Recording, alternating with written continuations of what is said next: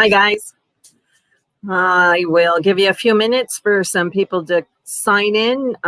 If you could, please comment when you're here, and then we'll begin the presentation. I'm excited to start sharing some knowledge about pet food labels and how much to feed your pets and all that good stuff. In the meantime, I'm just going to go on mute.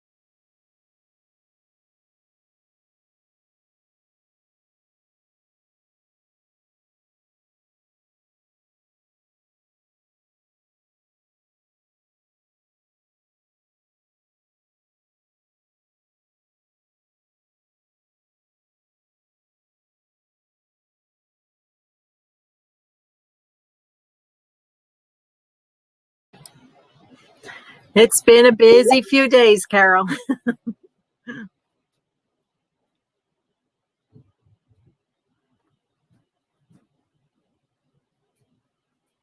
Now I'm going to see here if I can share the screen correctly this time. Unlike I did with the spin the wheel, I didn't realize I wasn't displaying it until it was too late.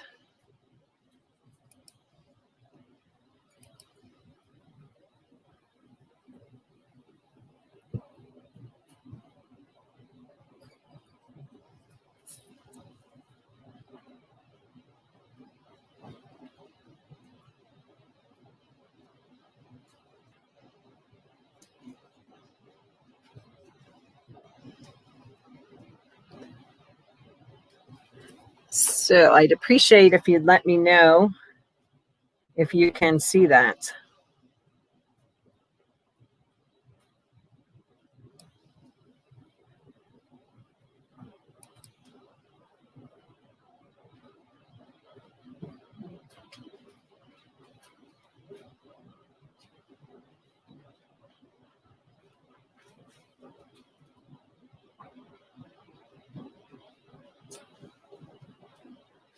All right, thank you, Kim. I appreciate that. All right, so I'm going to disappear off the screen myself.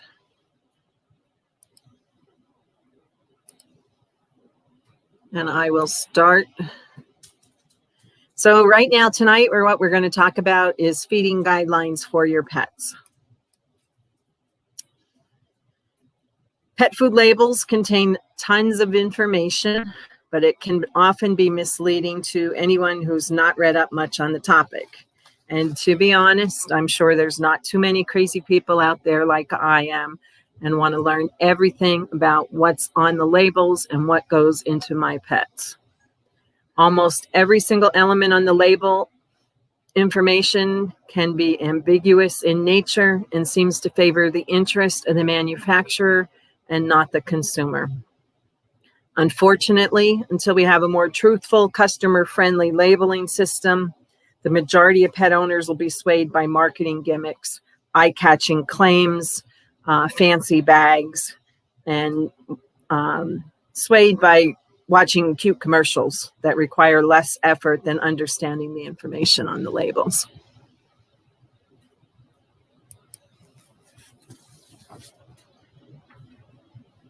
Growing dogs need plenty of food, but what about when your dog gets older? To answer these questions, here are some feeding guidelines that cover boisterous puppies, relaxed seniors, and every age in between. Choosing a high-quality food from hundreds of available brands and formulas can be very challenging. The more informed you are, the easier these choices will be. When looking to purchase your pet food, some of the questions you should ask are, how often should I feed my pet? How do I know if my pet's underweight or overweight? How much should my pet eat? Are there breed differences in nutritional requirements? All right, I have to flip screens here, so I need to stop sharing for 1 second. So I just want to check messages.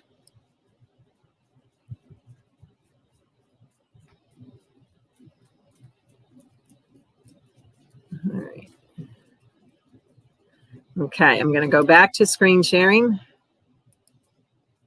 I just wanted to make sure I was not missing anything for you guys.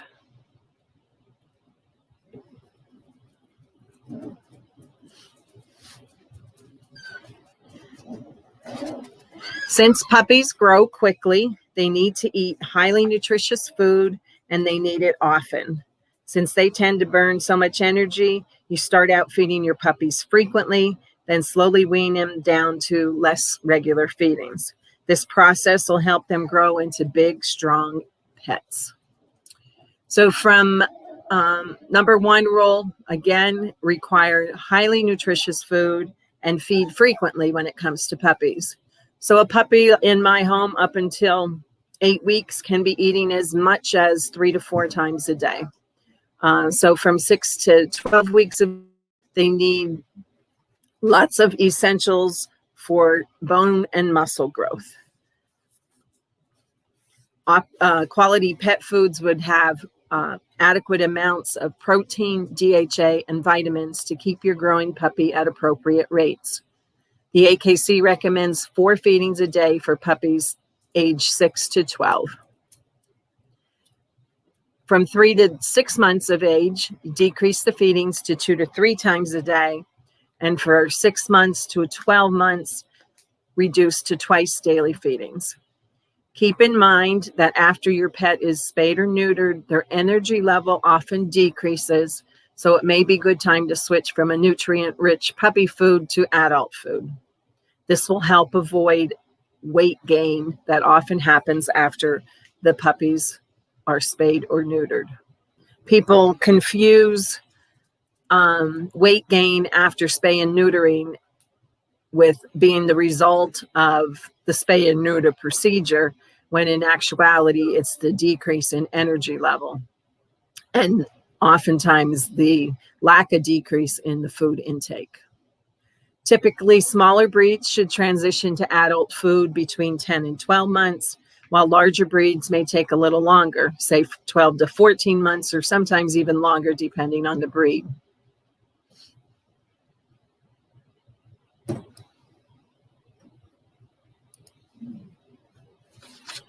Just like puppies, kittens need to have a high quality nutrition during their formulative first year as well. For kittens, 6 to 8 weeks, they recommend feeding 5 meals a day. From 2 to 6 months, decrease those feedings to 2-3 times a day. And for 6 to 12-month-olds, the food needs to be decreased, as the kittens are about 75% of their adult size and can be fed 2 meals a day. For most kittens, growth is almost complete by 6 months of age. So an adult cat food can be introduced at around 8 to 10 months of age.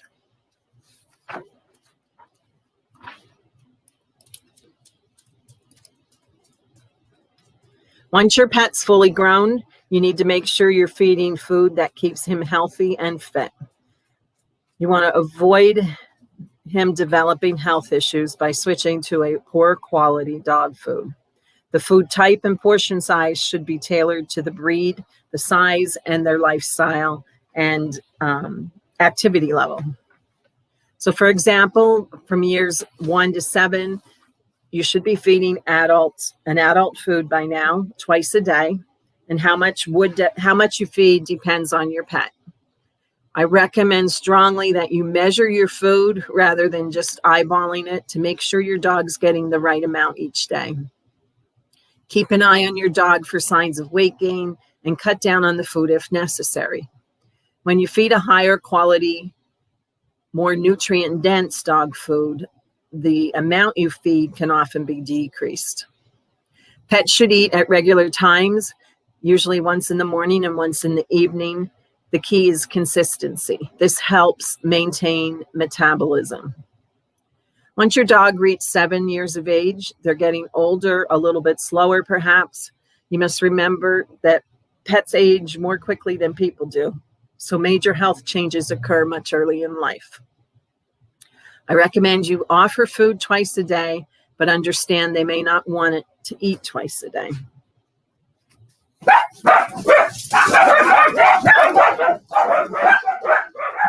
I only have a few here in the house.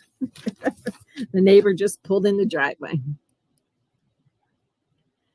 Caring for a senior pet. Feeding your pet the right amount of high-quality dog food through each step of his life will go a long way to keeping your four-legged friend healthy. Just as eating amounts vary from person to person, eating amounts vary from one pet to the next. Keep in mind the above age ranges and information are just guidelines. Health issues might age your pet faster, or he could remain vital well into the senior years. Monitoring your pet's health, choosing high-quality food for every stage, and keeping an open dialogue with your vet will help you answer how much food to feed and make the best choices to nourish your furry friend through their golden ages. As a senior pet, they've officially reached the over-the-hill or middle age. With seniority, your dog's changing, so make sure you keep an eye on their nutrition and health. Larger breeds often reach seniority sooner than smaller breeds. You may need to cut back on food to avoid weight gain at this stage because they do become less active. I always recommend continuing twice a day feeding. Again, this helps establish and maintain proper metabolism.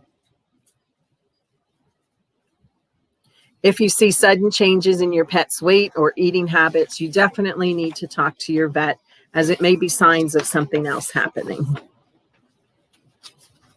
All right, I'm going to stop sharing for a second and just check messages and see if I have any questions that you'd like to be answered at this point.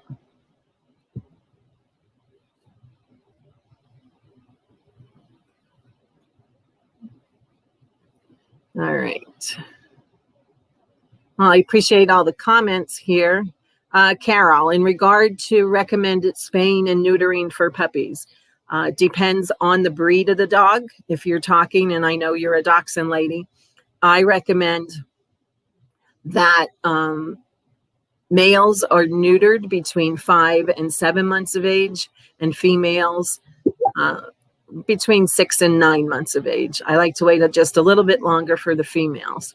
When you get into spay and neutering of larger breeds, you definitely need to talk to your vet. I'm not the expert for the smaller breeds or the larger breeds, but in most cases, they want to wait until their growth plates have finished growing and maturing. So you're talking for delaying spay and neuter a little bit longer for a bigger dog, just as you would changing their nutrition.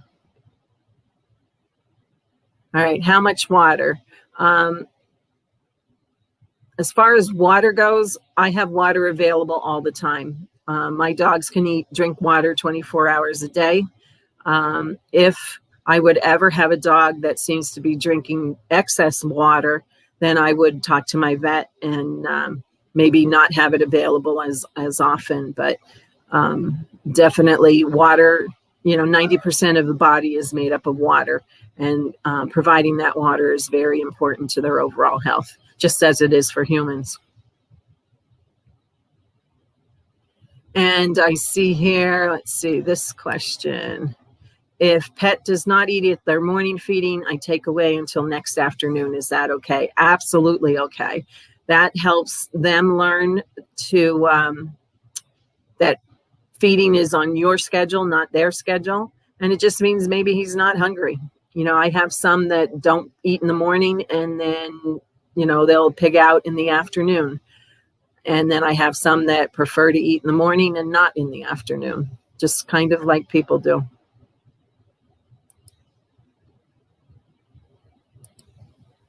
With Pottery, do they have puppy and adult food? I never checked that out. Yes, we sell food that is for both growth, and then we have some as for maintenance. And then there's some that can be used for both puppies and adults.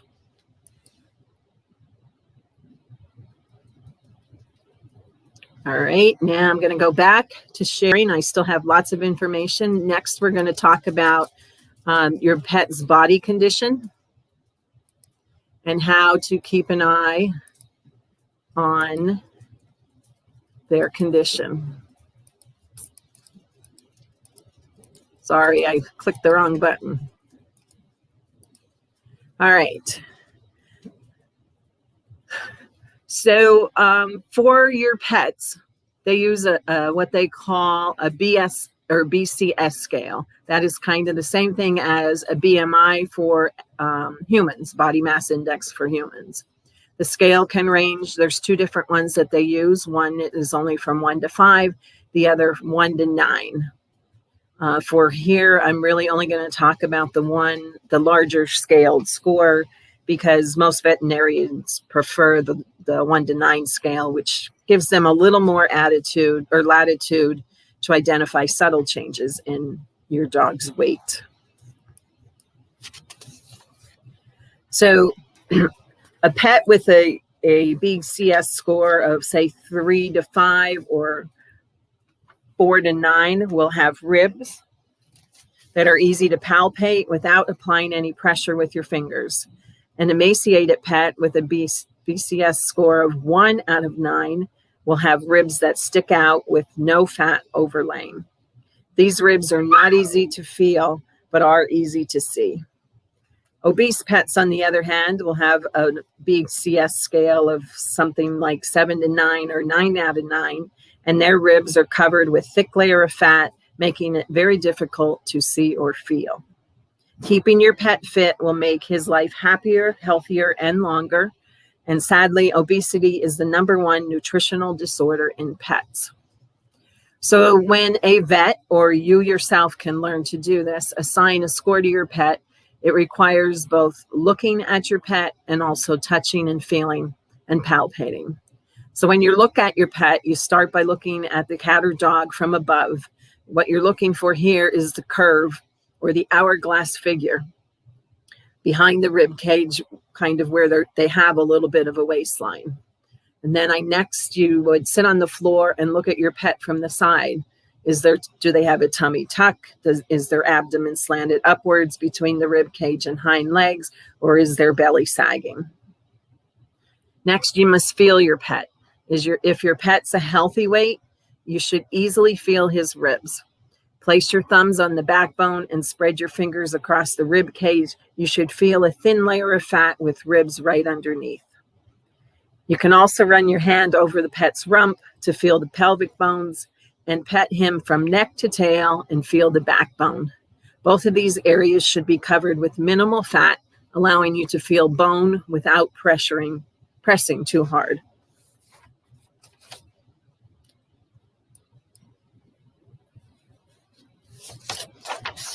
So before I move on to how much your pet should eat, again, I'm going to stop sharing for a second. Go back. I'm sorry, I should have had 2 screens up here. Oh. All right, so I will show you those pictures again. I thought I was sharing. Okay, if the pet does not, okay, we did that. I do not put water in a crate overnight. Sorry about no presentation. Okay, no sound and a white picture. All right, let me see if I could fix this. Sorry, guys. I will look on my phone so I can see better at the same time.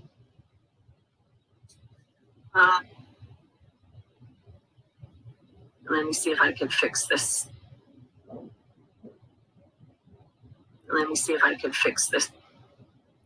All right, so let me try to share my screen. You know what I'm going to do? I'm going to shut down the PowerPoint. I had to do that earlier and reload it.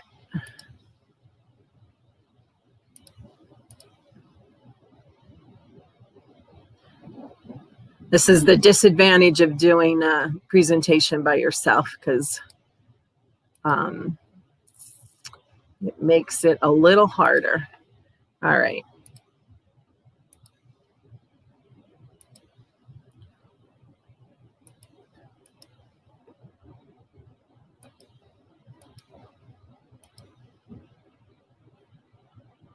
Let me see if I can fix this.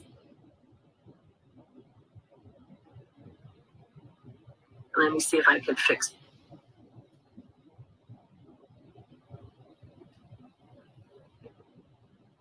I see you have a blank screen again. Oh, darn it.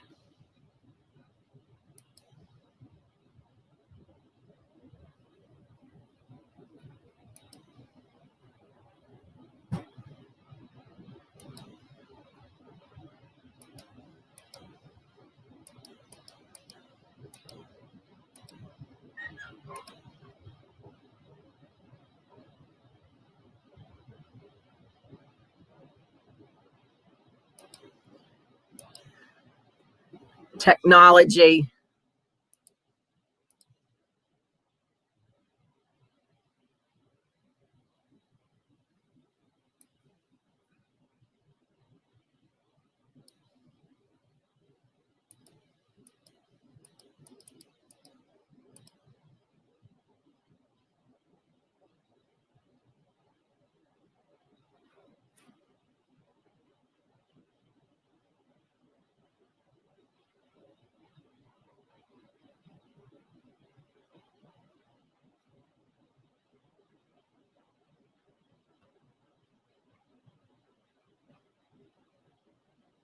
It's a little more technical than I thought it should be. So I did send out. All right, guys, good afternoon. Yeah, that's my earlier presentation. I'm hoping that you're seeing this, but it doesn't look like it to me.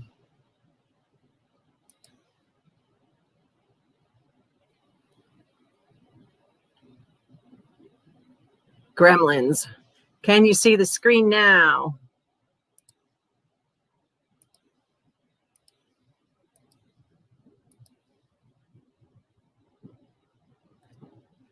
I'm hoping. So this was the body condition score. As you can see, 1 to 9 is emaciated, and then it goes up to very thin, underweight, ideal weight, overweight, heavy, obese, and severely obese.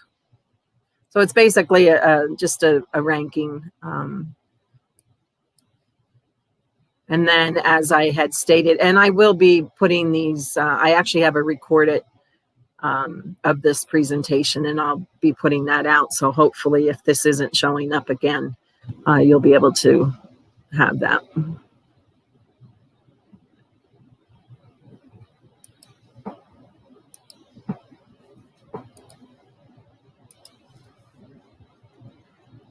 All right, so how much should my pet eat? One of the best ways to keep your dogs healthy is to feed them the right amount of high quality dog food. Feeding your dog too much or not enough can definitely lead to certain health consequences. If you feed your dog too little, they can suffer from nutritional deficiencies. However, if you feed your dog too much, it'll eventually result in obesity and related health conditions such as osteoarthritis, intervertebral disc disease, congestive heart failure. Definitely will shorten their lifespan, reduce their quality of life, and so many other things.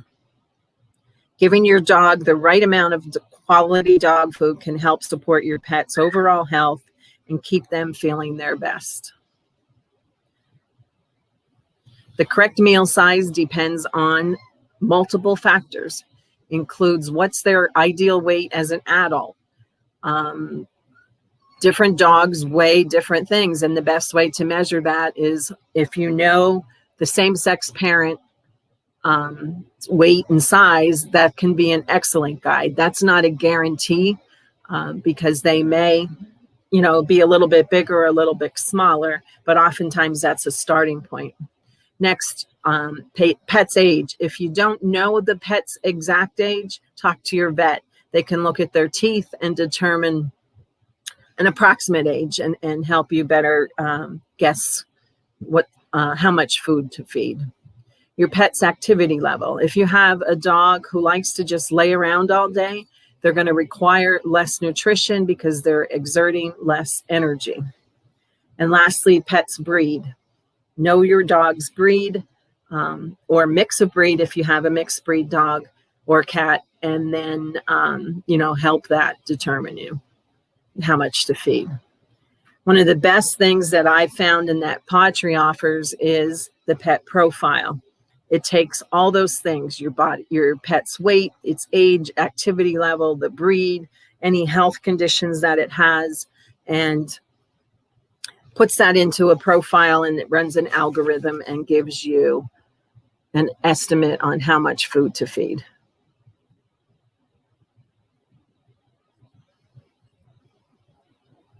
So I'm going to now go out and then just quickly do, so let me stop that screen share.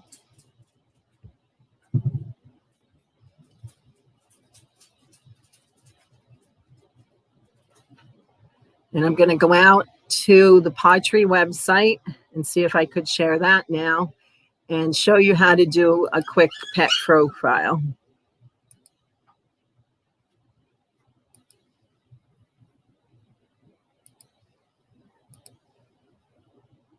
All right, so hopefully this is streaming. Okay, so when you're logged into your Pottery website, you simply click on pet profile. I have puppies chewing on each other right now.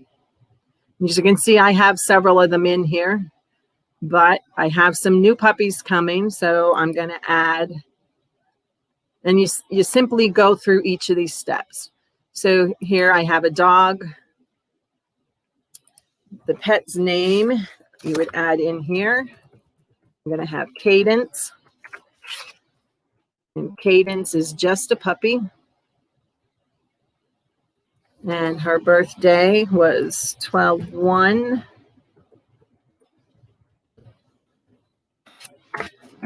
It is a little girl. She is not spayed. She is not a lactating mom. And she is a toy breed. Breed type, she is purebred. Her current weight, I'm just going to say, is 3 pounds. She is a dachshund. And she's normal weight. So as you can see, I have, as I showed on that presentation, critical criteria. What breed they are, how much they currently weigh, what their age is, their activity level.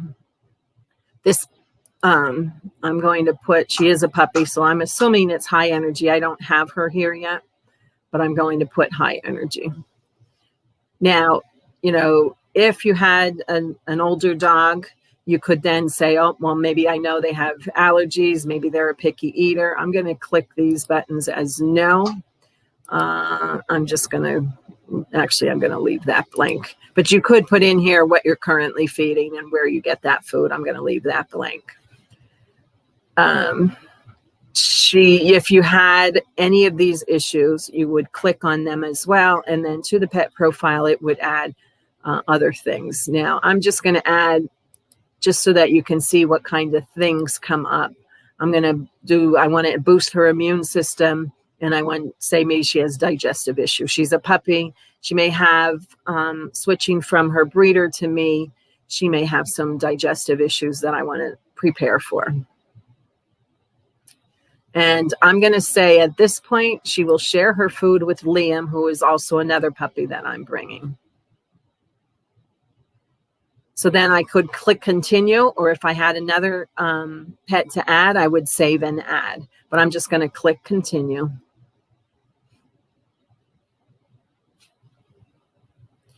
If I wanted to, I could add photos of each of the dogs, and I could name this, my new puppy crew. So when the bag was here, and I have multiple dogs in the house, it would be very easy for me to identify this bag of food because I have it named my new puppy crew. I'm not going to go into editing the actual pictures, but it's kind of cute when you do. I'm going to check the box that says this is accurate information and fetch my results. And what this is going to do then is run the profile and give me some ideas on what food I would feed. Now this is going to bring up all my pets. And I'm looking for the one. This is, I should have put the pictures because that would help me identify. But here it's telling me, because I'm pretty sure this is that for Cadence and Liam, they would recommend real chicken and sweet potato food.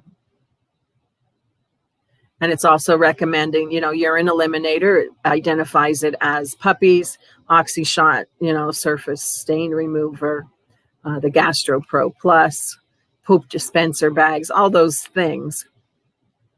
But that's your basic pet profile. Very simple to do, has a wealth of information. And then you can come back here and click on download the feeding guideline. And when you do that, it opens up into a nice PDF file that I actually have that on the presentation. So I'll just share that. I'm going to stop that and go back to the presentation.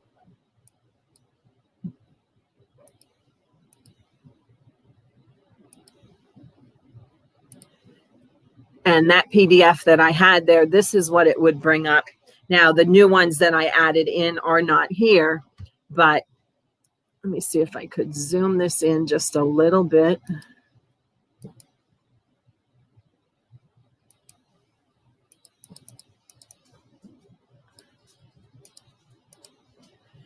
You can see here that, for the different dogs, it has different amounts to feed each of the dogs. Lucy, in this case, is one of my older dogs. So it's saying 1/2 cup per day. And then Lindy is a little bit younger, but she is also to get 1/2 cup per day. So the way I feed is by twice a day. So I would take that 1/2 cup, divide it by 2, and do a 1/4 cup for each of them. Tiana, who's under 6 months right now, she would get a full cup a day, and Liam would get 2/3 cups a day.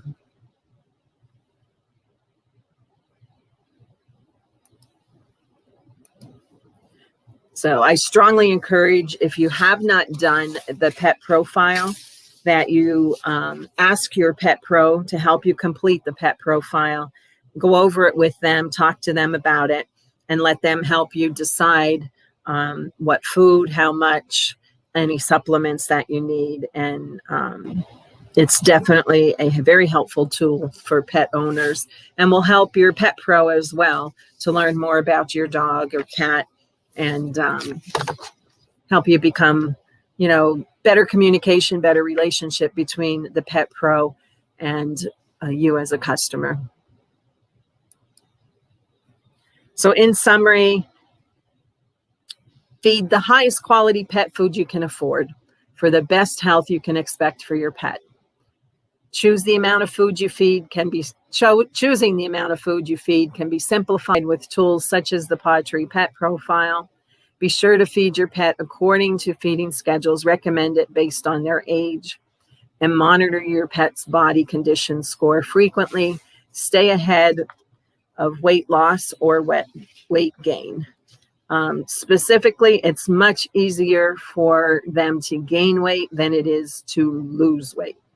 Once you have, especially with smaller breeds, once you have excess weight on, it takes forever to get off. It seems like they can gain 3 pounds, in a month, and then it takes 8 months to get that off. So, do we have any more questions?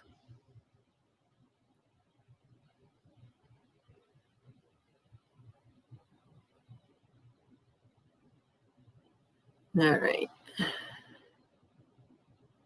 How do you administer the Gastro? The GastroPro Plus comes in capsule form, For most of my dogs, it's only half a capsule a day.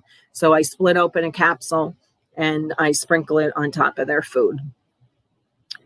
For me, I have multiple dogs, so then the other half goes on to another dog. I do have one who gets a full capsule a day.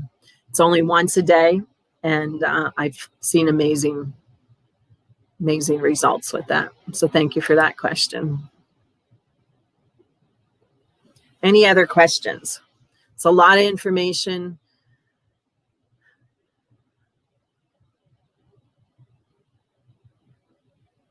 Did I miss anybody's questions?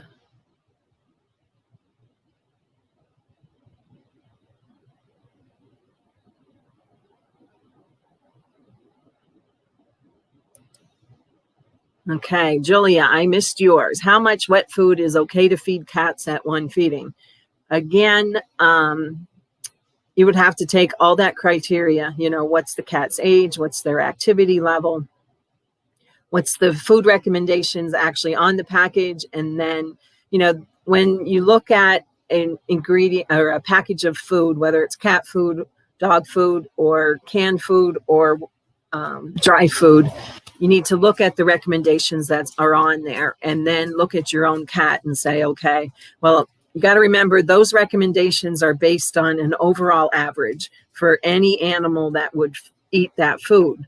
So if your dog is much more active, they may require more food because they are burning more energy. If they're that lazy, lay on the sofa all day long watching TV, they could maybe need less food than what is on the bag.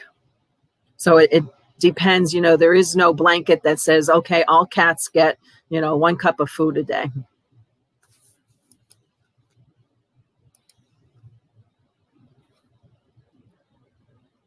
Sorry, guys, about the technical difficulties.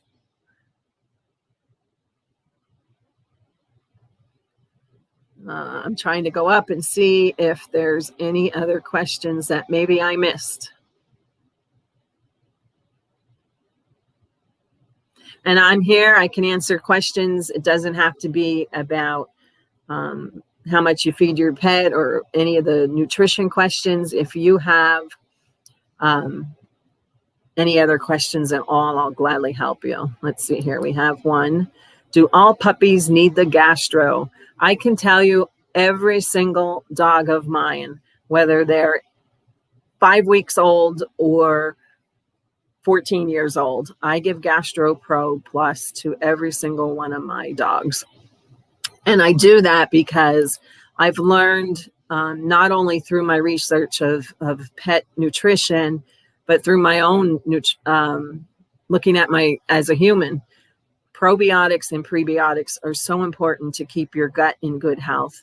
So if I need to keep my gut in good health, I think I need to keep my pet's guts in good health. If you have a good, healthy gut, you fight off infection. You can, your body absorbs nutrients much better without, them just, you can eat all the good food in the world every single day, highly nutritious. And if you don't have a healthy gut, it's just, you're missing out half of or more of your nutrients. So the Gastro Pro Plus keeps your gut healthy, keeps the pet's guts healthy. And I give it to all dogs from puppy on up into seniorhood.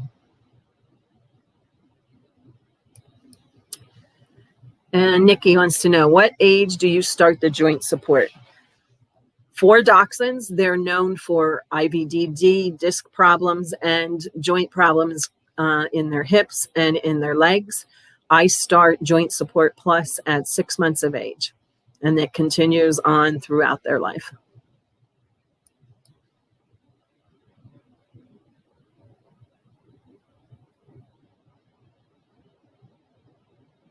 Any more questions?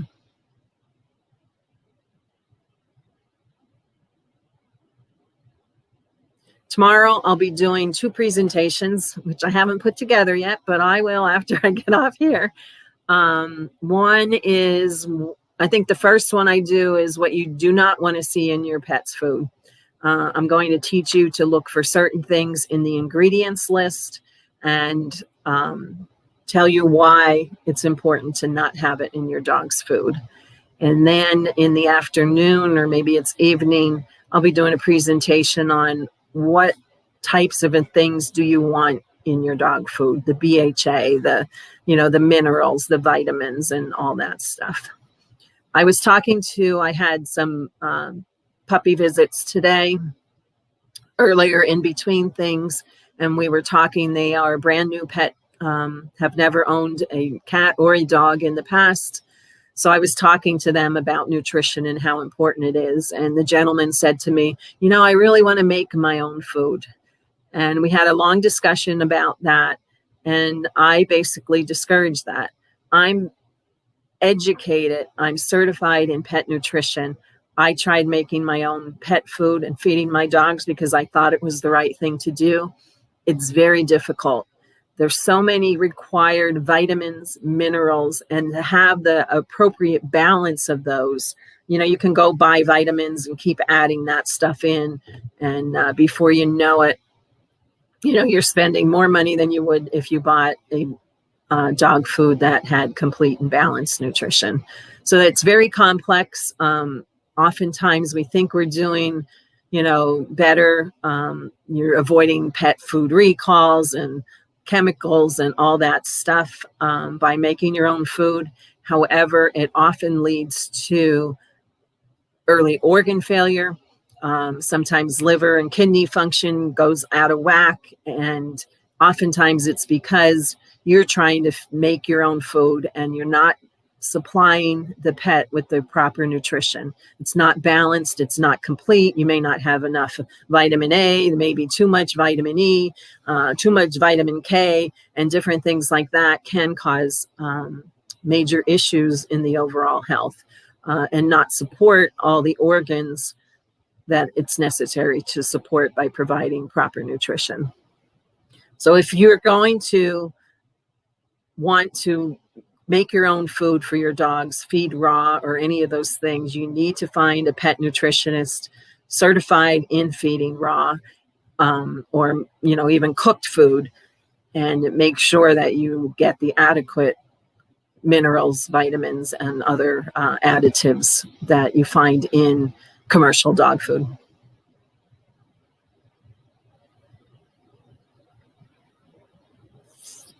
All right, I'll give you a few minutes to ask any last minute questions. And if not, I will see you later. I appreciate you so much signing in and taking time. I know it's been a busy weekend, and weekends are often busy to begin with, and a time that we try and get lots of things done, and sitting on the computer all day can be a little draining. So hopefully you found some value in the presentations that you're seeing. And if anybody has any questions, whether I am your pet pro or someone else is your pet pro, anyone on my team, I'm willing to help their customers as well. So if they're not able to help you, maybe because of lack of experience, lack of knowledge, I will gladly, you can reach out to me and I will gladly help you. Thanks, everybody. I appreciate it. Have a good night.